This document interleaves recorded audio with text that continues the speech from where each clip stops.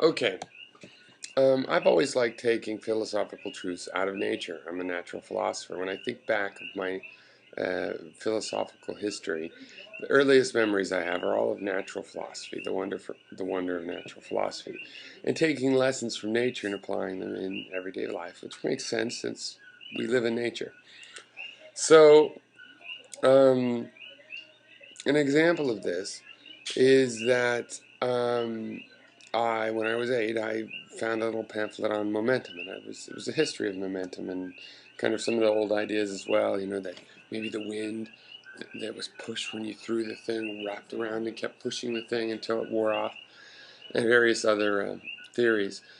And it was fascinating to me, you know, and I just thought about those kind of things. So I like to apply lessons from physics. Now, sometimes this is just really kind of a game because sometimes physics is used as a term that is used in regular language.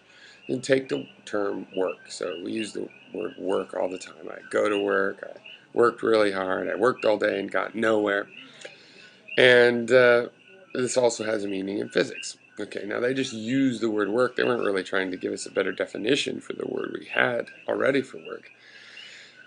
But they pretty much, I would say, just used the word work. But they did use the word in something that made sense, at least metaphorically, for physics. And in physics, work is force times distance. So if you apply a force for a distance, then you have work that's done. So if you push really hard on an immovable object, uh, that doesn't count. There's no work done. So that's an interesting thing if you apply that back and use that definition of work in your everyday life. It means that if you work really hard all day and you get nothing done, maybe you didn't really do any work. You might have wasted effort and spent energy, but you didn't really do any work. Now, actually, no, because while you're doing work, you're moving your body around. So physically, you're doing work. So perhaps, you know, in general, in the human sense, you're doing work as well. But it's simply futile. But because you move forward and back, 2 steps forward and 2 steps back, that's work. No steps forward, but trying, that's not work.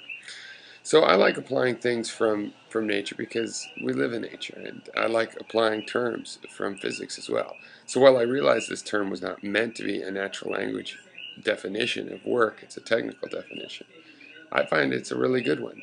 When you multiply two things mathematically, it's a similar to saying they're two factors, right? Because that's also another term that's taken and used in a mathematical language, a factor. So you know the factors in work are force and distance. The factors in the force is mass and acceleration. So um, so you know these metaphors can be applied. The terms that we're overtaking can be applied, and I find that using this definition of work, in my understanding of natural language, works pretty good.